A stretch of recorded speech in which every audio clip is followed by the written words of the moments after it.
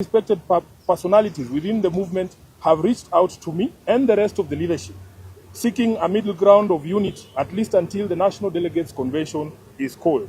I may not mention all of them, but the party trustees, and they know themselves, as well as Mama Ida Odinga and Her Excellency Ruth Odinga, the women representative for Kisumu, among others, have worked tirelessly to try and unite the party and renew the spirit of Raila in the party.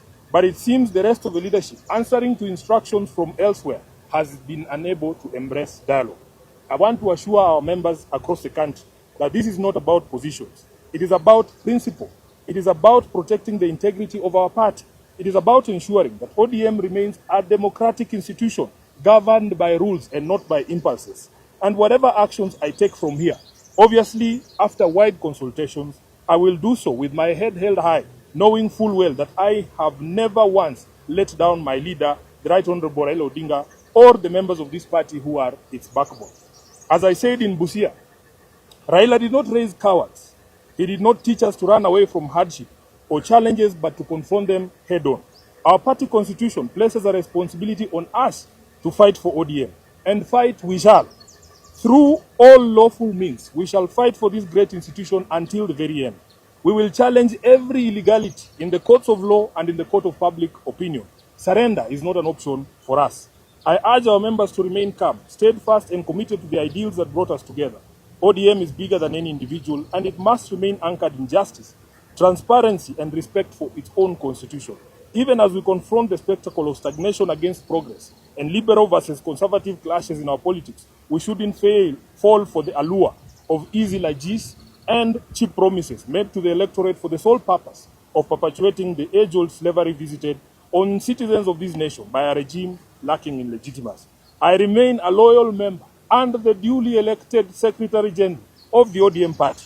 I remain committed to the struggle for a fair, just and democratic Kenya. As I navigate this period, I ask for your prayers and goodwill, but most importantly, for all of you to remain vigilant in guarding the freedoms that Raila Odinga taught us never to compromise over. We are the generation that will reach Canaan, as envisaged by the late Raila Amolo Odinga. Nothing will distract us from this endeavor. I am grateful to all of you for all the messages of support, and I want to assure you that we will be back to the grassroots, bigger and more energized, beginning this Sunday in Kitengela. Thank you very much, and God bless you. I think a few days back, I raised an alarm that ODM party is now being remote controlled from State House. And I also raised an alarm that there is an attempt to do a hostile takeover of ODM party. Now, this was not baseless. I want to inform you that last Friday, I received a call from chairperson of ODM, Madam Gladys Wanga. And Gladys Wanga gave the call to party leader, Oburu Odinga. And Honorable Oburu requested a meeting with me, which we set for Monday. And on that Monday, I requested that meeting I attend with the Secretary General, because it is important that the top leadership of the party discuss. And Honorable Buru came to that meeting with Junet Mohammed. The meeting was held at Honorable Bosire's house. And also we had our trustee, Amos Wako. And in that meeting, we raised a number of issues.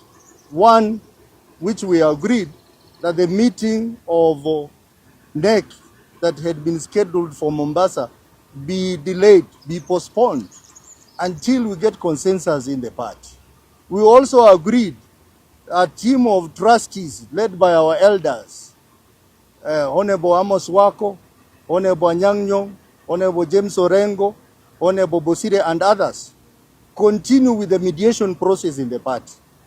I am surprised that Honorable Buru told us that he needed to consult further. That consultation, he did not consult it with other key stakeholders in the party, but they proceeded that night to State House to consult William Ruto. And that's why two of us did not attend the NEC meeting in Mombasa, because we were waiting for feedback from Honorable Buru as to whether the NEC meeting in Mombasa is happening or not. That the illegal removal of Sifuna from office is not taken on a light note by this team, and I want to condemn the leaders who did this. We know what Baba stood for. Baba stood for justice. Baba stood for fair hearing and trial. And the meeting that took place in Mombasa was an illegal meeting. That was a kangaroo meeting that was set up to remove the current Secretary General of ODM, Edwin Sifuna, from office. I want to state that these leaders were seen at one point in Mombasa taking sacred oath to uphold and protect the party constitution, the same constitution that they are violating. There was no proper procedure that was followed. And I want to state that there is no way that illegal office holders can remove a legal office holder, SecGen, from office. Lastly, I want to state that the only mistake Sifuna committed and the only mistakes that we are committing is to fight for the downtrodden, to fight for the forgotten in this society, to fight for the less privileged in Kenya, to fight for jobs to be given to our youth, to fight against the high cost of living that is affecting Kenyans in this nation. These are the only crimes that we are committing. And I want to assure you that we are going to fight. The war has been done, the war has been declared, a line has been drawn. If you are on our side, you are on our side. If you are on the other side, fight on the other side. The second casualty of this coup was removed as the Deputy Organizing Secretary via a WhatsApp message. You know very well that our party constitution, to remove a NEC member, it must be a resolution of the NEC. I was removed even before the NEC met. And I'm elected member of parliament on ODM ticket twice from a very volatile, extremely non-ODM zone. From Westland to the border of Malaba, the only member